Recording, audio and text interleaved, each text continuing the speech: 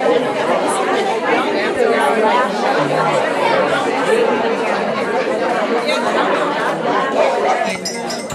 where my daughter is. I should have asked her first. Good afternoon. Can everybody hear me? Yes. Okay. My name, for those of you who don't know me, I'm Tina Beachaver, and I'm the chairwoman of the Women's Tea Series. This is our fourth Cooking with Cheryl tea. We have one down the Scranton Club and 3 here. This is usually one that everybody likes. Changed the menu a little bit today, but you are going to leave here with a full dinner in your stomach. Believe me, and it smells good. He had the vent on, and you could smell it out on the street over there. It was delicious. I'm going to introduce Cheryl Radkiewicz, who is back by, of course, popular demand. And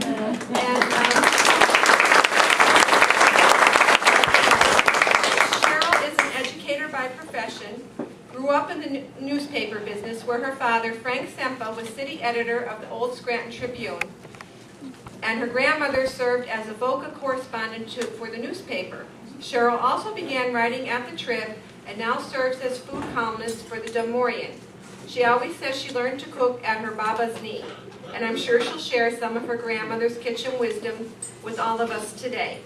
Now, before Cheryl begins, I'll have Monsignor do a blessing, and I just want to mention that we're trying a different setup here. I'm trying to take like the comments that I get from people, so I think everybody should be able to see her where we're at. We rented a sound system. She's wearing a mic. The major complaint that I have been getting is that you can't hear. So the only thing I can do was get the mic.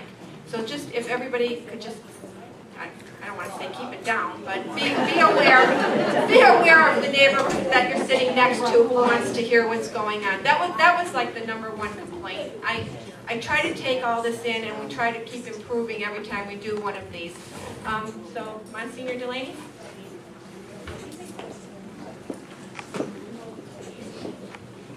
And we really want to thank Tina for helping us to organize this. As you are probably aware, Tina just lost her dad.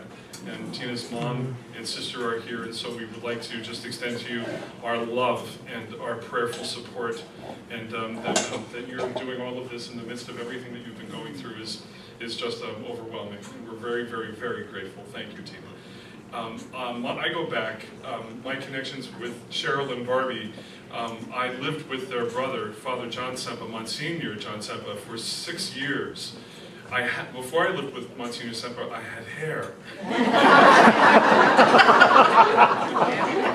And just a little bit of sanity. All of that's gone. But I'm delighted to be able to be in your company, and I'm so happy. Monsignor Sempa would tell me that if I didn't have a can opener, I wouldn't know how to make a meal. I would need a can opener and a microwave, and that would be it. And, so I'm here as well as someone learning. But we want to ask God to bless this time that we share, and so let's bow our heads and call upon Almighty God. We know that when 2 or 3 are gathered in the name of the Lord Jesus, that He is here present in our midst. Good and gracious God, we thank you for this opportunity to gather in friendship. We ask you to bless this food we are preparing to receive. Let it strengthen us for service. Bless this wonderful group of people here gathered, and may we be always grateful for the many blessings that you shower upon us. And we make our prayer in the name of the Father, and of the Son, and of the Holy Spirit. Amen. Thanks for coming, everybody. All right, everyone, welcome. Can everyone hear me? Yes, but today we're going to start with the appetizer, which is a pimento cheese spread. Now, pimento cheese spread is a dish that's very popular in the South. They serve it many different ways. Now, I make it with, you can see it in your cookbook, your little cookbook. Mostly, sometimes they serve it with just very sharp cheddar cheese. But sometimes I think it can be too sharp and kind of too salty. So what I did is, it's being passed now. This is being served with crackers.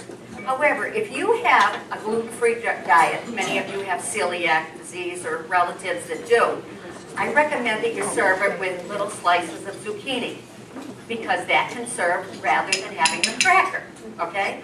We do that in our family for any members who have it. I always make sure it's part crackers and part zucchini.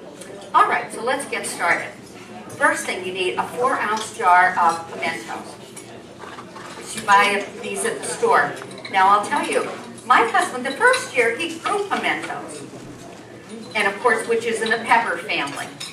Different kind, but I'll tell you, they were delicious. We love peppers and eggs in the morning, and I'll tell you, this was excellent. Having the pimentos and eggs, different twist on it.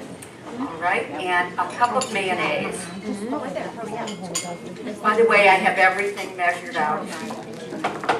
I'm a teacher, I'm very organized. I'm very much a type A, and I have everything labeled, what I where it goes with it. Okay, this is the best way. You know, sometimes when I go to programs, I cover the Food and Wine Festival with stars from Food TV up in Connecticut. And as a matter of fact, a few weeks ago, I was with Emerald Lagasse. Yes, Emerald was the star for the Food and Wine Festival at the Sands Casino in Bethlehem. And as a matter of fact, I had quite a lot of time with him and his chef. Okay, next we'll add the lemon juice, okay? A tablespoon of lemon juice.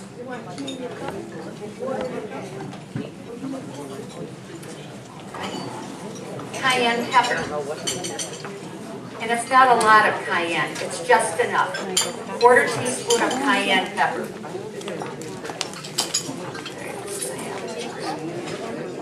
1/4 teaspoon of cayenne. And a 1/2 teaspoon of Worcestershire sauce.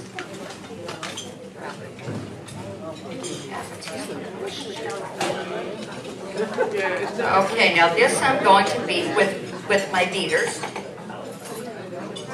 My handy KitchenAid portable beaters. Yes. Till it's nice and smooth. I'm gonna have to put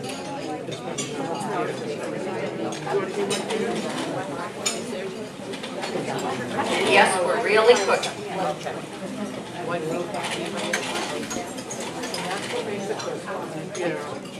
Now it's smooth. Now we're going to add our cheese. As I said many times, people just use the cheddar. And I'll tell you, I love getting these cheeses that are already shredded for you. Otherwise, I'd have to carry my little processor also. I also like the finely shredded. And sometimes, to be honest, sometimes a giant, I notice in Redmond, you can get them 3 for $5. I don't think I've ever seen them cheaper, but 3 for $5 is usually the best price I get them at. And they usually have a very late date on them, so I keep them usually in a drawer in my refrigerator downstairs, so I have them at a moment's notice. What I'm doing here is I'm using, the recipe calls for 8 ounces of Colby. You can use any kind of cheese you want, but you don't want something to overpower the cheddar cheese. So therefore, I have a combination, it's Marble Jack, it's a combination of Colby and Monterey Jack. So you simply add that to it and beat it. This is something you can also make in advance. This is wonderful to make in advance. Is that coffee? You can make this a few days ahead of time. You're getting company. Or if you just like to have some in the fridge and have something to watch television with at night. Yeah. Instead of usual like ice cream or... And remember that cheese is protein. Very good source of protein. So you can use that as an excuse.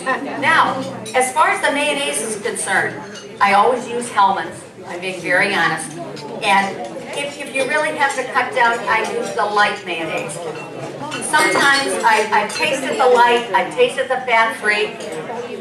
I don't care for those at all. And I really don't like the one with olive oil. They have a new one out with olive oil, and I don't really care for that. Yes, regular. Okay, what did that take me, like 5 minutes at the most? And here you have a whole dish. You like it? Very good, okay. Just to make it ahead to marry the flavors. All right. So therefore, I always put it in a bowl where I can take it home. Because usually, even after working like this, my husband will come home and he'll say, what are you making for supper? So I'll hand him the bowl. Here, this is yours. Yes, because I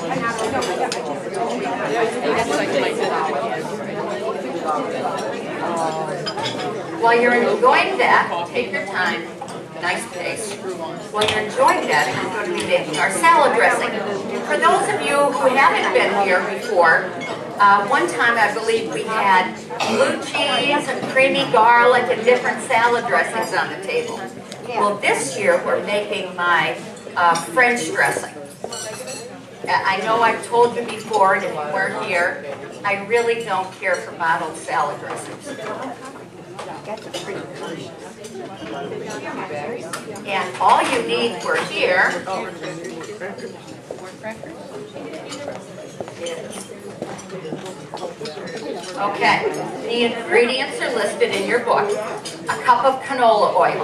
And I'll tell you, I use Crisco canola oil. Of course I have olive oil in the home for my cooking, but I also have Crisco canola oil. My husband had heart surgery years ago, and you know, canola oil is always recommended as a very good oil. It doesn't interfere with the flavor of anything. So I use this as a multi-purpose oil at home, unless I need to use the olive oil. All you need for this is a jar. This is great. Very easy to make. Okay. So first I take my cup of canola oil. I pour it in the jar.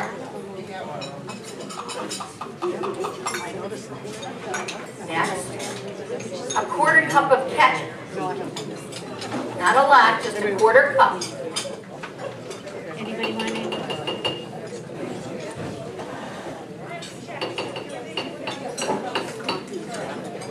And I do recommend to add them in the order I give them to you. And here's a half a cup of sugar. Now, here's another thing about sugar. I generally never add as much as the recipe calls for. And it's usually fine with less sugar, okay? Now, for today's purpose, I'm using the half a cup of sugar. But generally, I think I'm using a quarter cup, because you really don't need that much.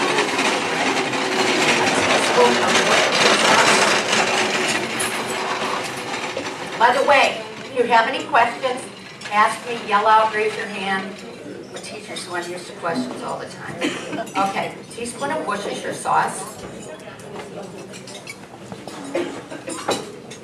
A teaspoon of salt. Now, many times you don't need that much salt, just kind of judge. And the last thing is, now I have grated onion to taste. What I usually put in a container of this size, I'll put in like a tablespoon of grated onion. So if you don't like a lot of onion, you don't have to put a lot in. Always make sure you use something with a tight-fitting lid. And this keeps very well in the refrigerator, by the way. You'll be getting your salad soon. You'll have your French dressing. French dressing is, oh, it's already on the table. Okay, and you just shake it. Now, what could be easier than that? And I like it at times.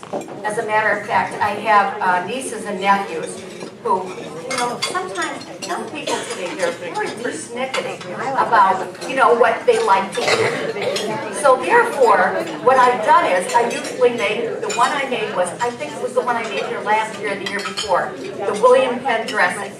It's a creamy tarragon dressing. All right, I made that, and they love that. Every time they come to the house, I have to serve that with cucumbers. And the dressing doesn't bother me, but $1 for a cucumber does. Yeah, exactly. I know. And they go through cucumbers. They'll eat cucumbers and dressing all day. You know, the other things they don't, oh, I had enough cucumbers. So you have to buy 6 to 8 cucumbers. So I make a lot of cucumbers. But anyway, that's your French dressing. Made in no time at all. All right. Take your time. Okay. The next one, I'm going to start making the main entree. Then I'll take a break after the dinner, so then I can get prepped for our 3 wonderful desserts today. I'm making 3 really different desserts from what I've made before, that I think you're going to enjoy. This is chicken and tomato wine cream sauce.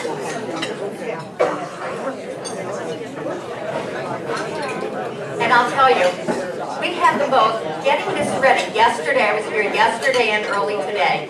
And I'll tell you, we have a wonderful, wonderful guy helping us this year, Bob. He's the chef in the kitchen. He's prepared everything for you, okay? Great guy, less stress, right, Tina? He's made life much easier on us. Okay, in this recipe, it calls for a chicken cut into pieces or a variety of legs, breasts, and wings. Now today we're serving you breasts, okay, simply because they're boneless, they're easier to eat. Now when I've made this at home, my husband doesn't care for white meat. I'm not crazy about it either.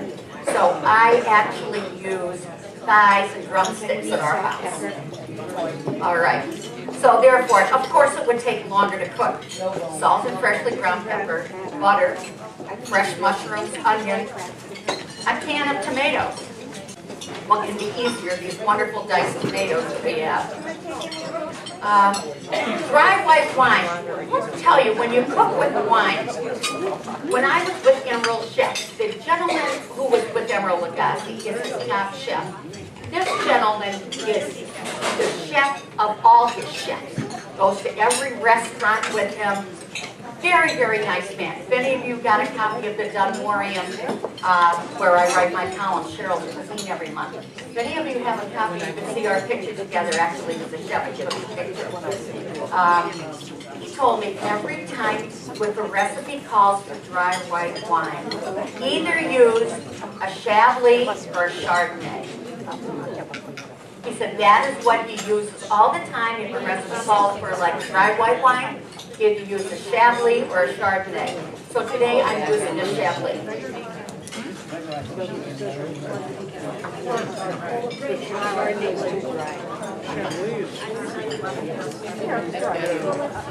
Okay, I'm going to start by frying my chicken. Love this cooktop.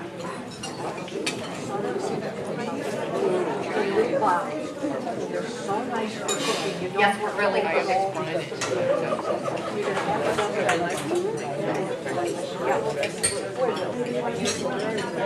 And unlike Emerald, he has like 10 people to help him prepare. And up at the Food and Wine Festival up in Connecticut, I've met Giada De Laurentiis. I think I told you, cook Italian. Her program's on every day on Food TV, Giada. And I also commented that my husband, who will not stand 2 minutes in a grocery store line claiming he has a bad back, stood 3.5 hours in line with a bad back just to meet her in her cleavage. Yes.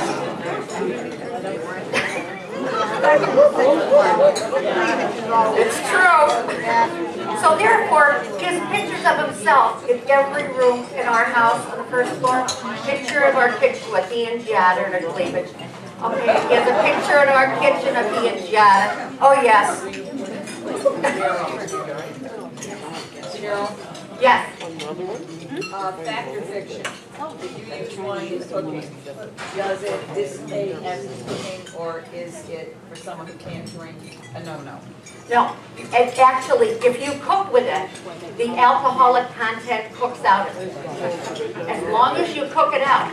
Now, the brandy walnut sauce that I made last year, for those of you who were here, over the ice cream, that is not cooked out of it. So if you make that brandy walnut sauce, actually that can be for months in your refrigerator because it's not cooked out of it. Yeah, but definitely the alcoholic content is cooked out of it if you cook it. So if for someone who can't have alcohol, it's fine because it just leaves the flavor rather than the alcohol. Remember when you're cooking meat, always cook and season both sides. Here we go. Here, sizzle. I'm using the 2 chicken breasts today.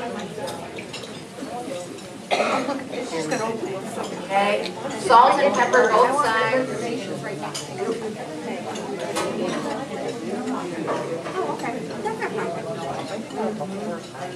And you can salt and pepper to your taste. And remember something, if a recipe calls for something, there's no food police that's going to come to your house and say, oh, you didn't use this in your recipe. I mean, if your family hates onions, don't put onions in. I got most of it. But personally, I don't understand how somebody can hate onions. Okay, so I sprinkle the chicken with salt and pepper on both sides. I heated my butter, and I brownied the chicken evenly. And of course, because they're breasts, I do not have to cover them, and I don't have to cook them for 30 minutes, because chicken breasts don't take that long. They just take a few minutes.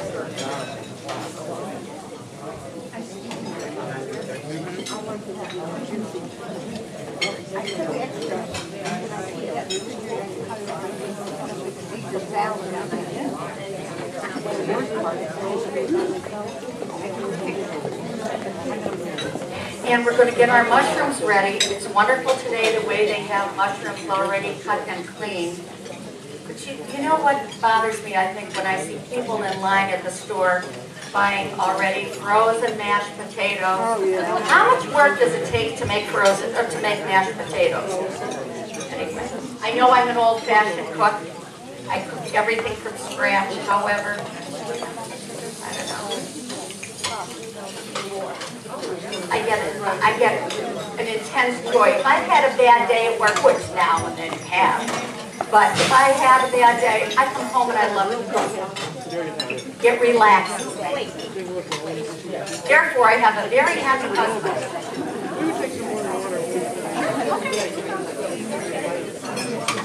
The way to his heart is definitely through his stomach.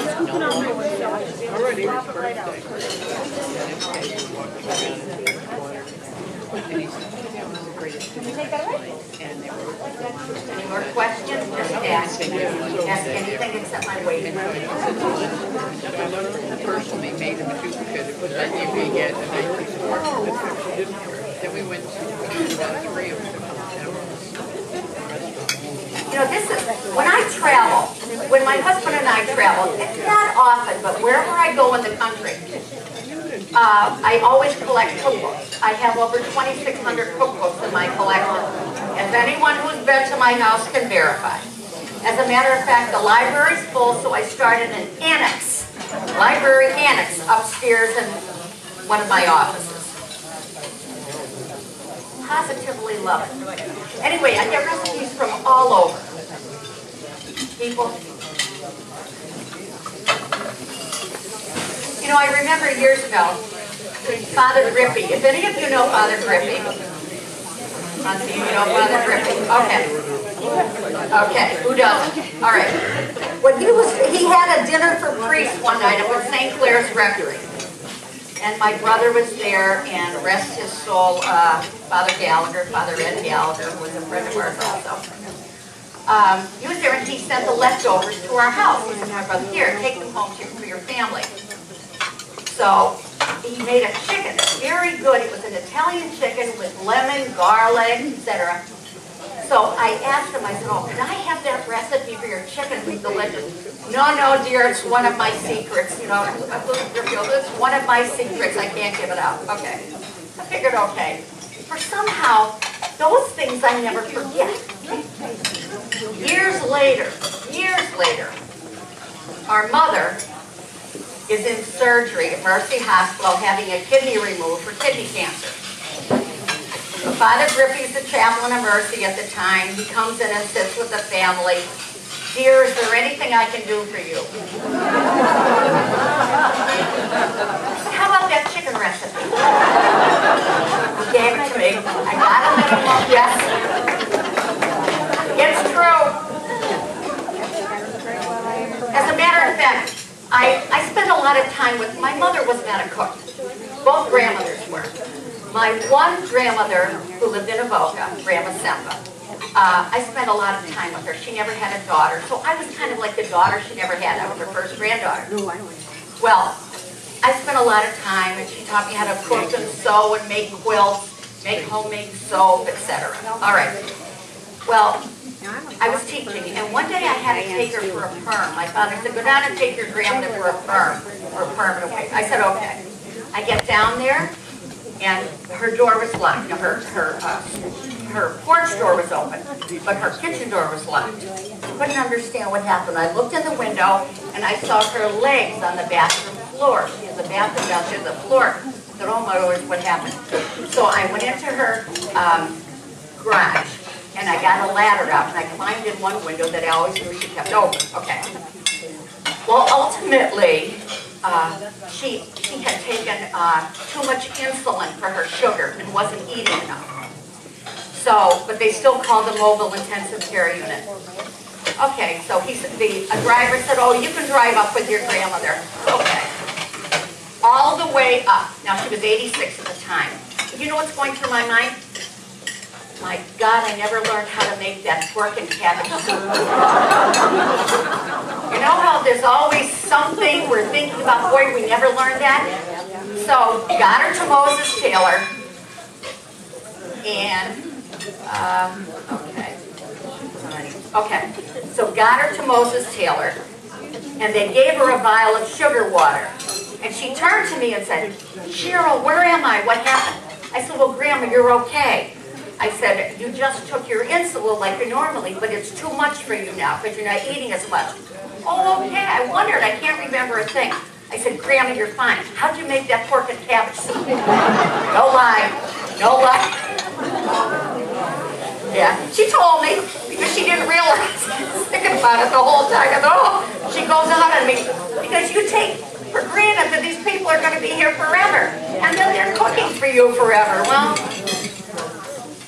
doesn't always work that way. Okay, I added my onions. I'm cooking them with the chicken and the butter.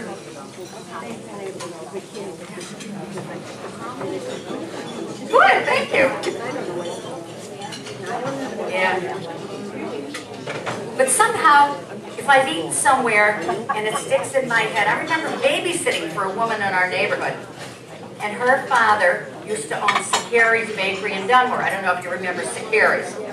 Yes? Anyway, Marilyn Bamford. And I used to babysit her children. And boy, I used to watch her make the icing for her cakes. And I thought, so, and at that time, I think I was a little too shy to ask her. So, 30 years later, she comes to my husband's business when he had a business. And I said, Marilyn, by the way, how did you make your icing for your father's bakery? She told me. So I have it on my computer, Marilyn Bamford's icing from Sakari's Bakery. But you know, somehow, I guess I'll never be at peace unless I have all these collected in my head. Some way or not, I get them.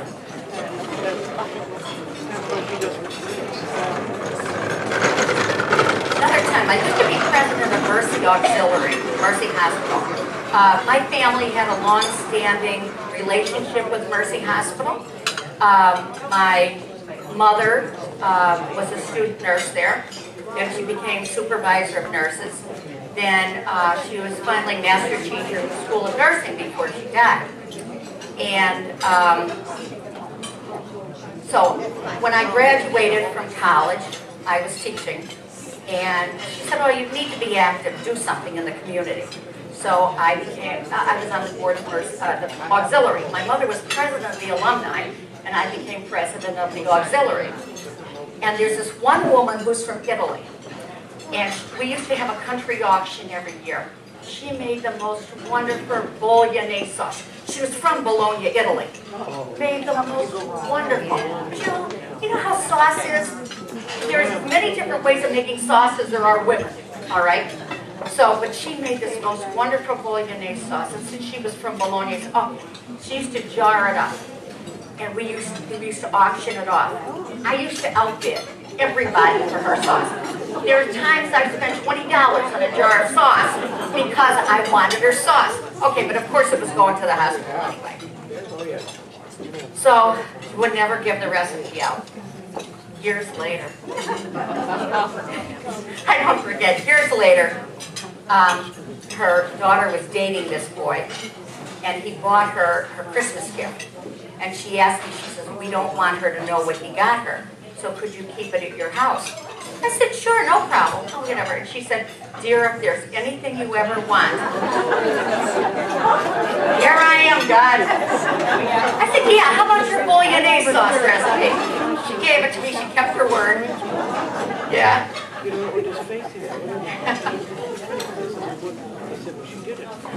And what you're being served now is the chicken that I have, the tomato wine cream sauce, and the buttered orzo. I love orzo. Tiny pasta, I love it. Question? Yes.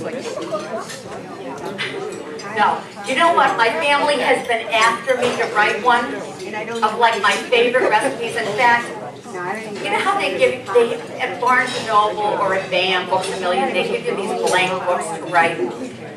Well, what I've done is, I bought a few blank ones, so maybe I could give them to my nieces, whatever, but one of my brothers he publishes many books, he writes many books, but they're my coffee table books, because the last one was Geopolitics from the Cold War to the 21st century. It's a coffee table book, because I can't get through it. All right. So, no, my one brother's been after me to kind of write one. And you know what I try to do? I try to get the best of the best. You know, I'll try things different times. I get them from all over.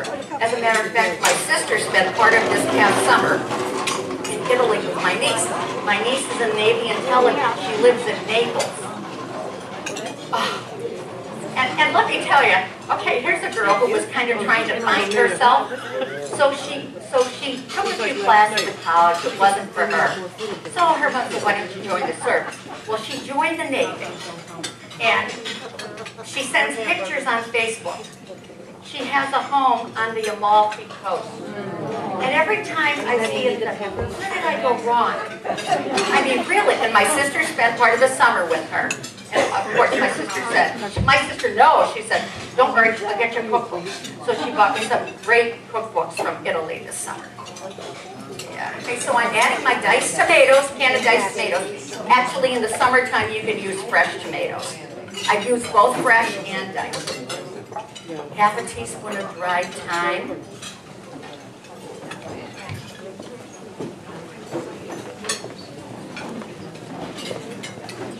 Half a cup of dry white wine, which I told you tonight is Chablis.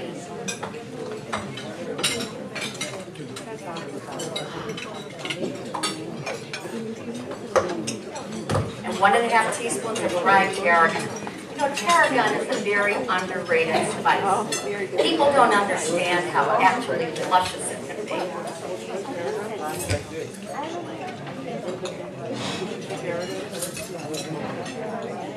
That William Penn dressing that I made here a few years ago, that's really like a tarragon cream dressing. It's very, very good.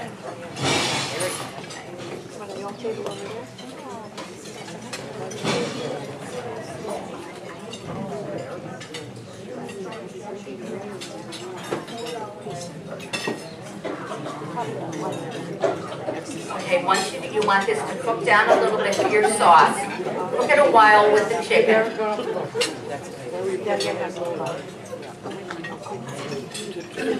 And once it gets hot and mixed with everything, then we'll add the cream.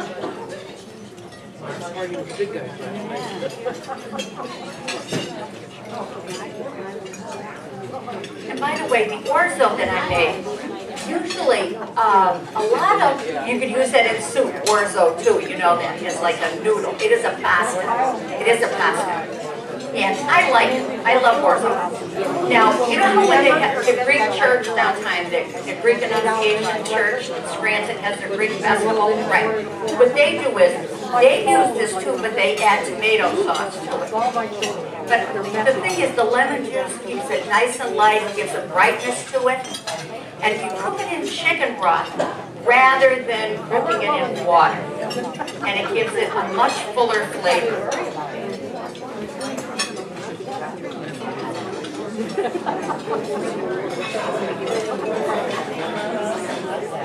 the heat up on this. Once it's cooked down and we have a good sauce, we're going to be adding the heavy cream to it. The heavy cream never hurt any.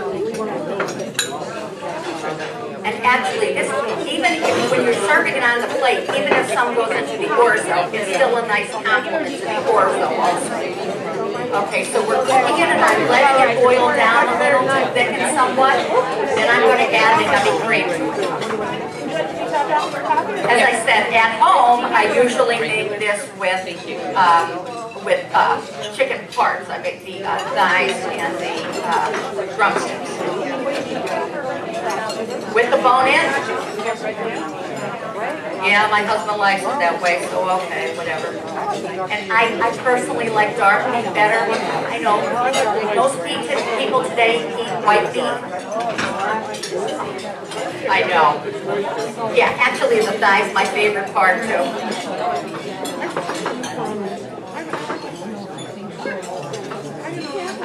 Okay, we're cooking it down nicely.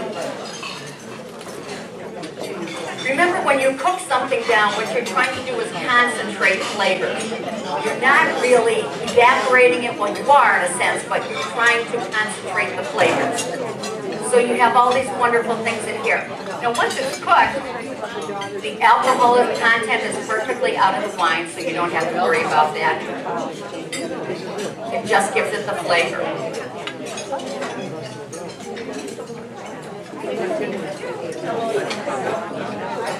And actually, you can make as much gravy as you want to out of it too. Now I'm adding my heavy cream, which is another wonderful thing God invented.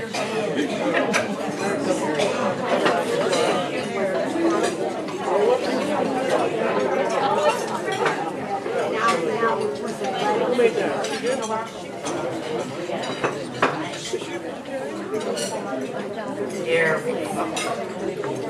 I hope you're enjoying it.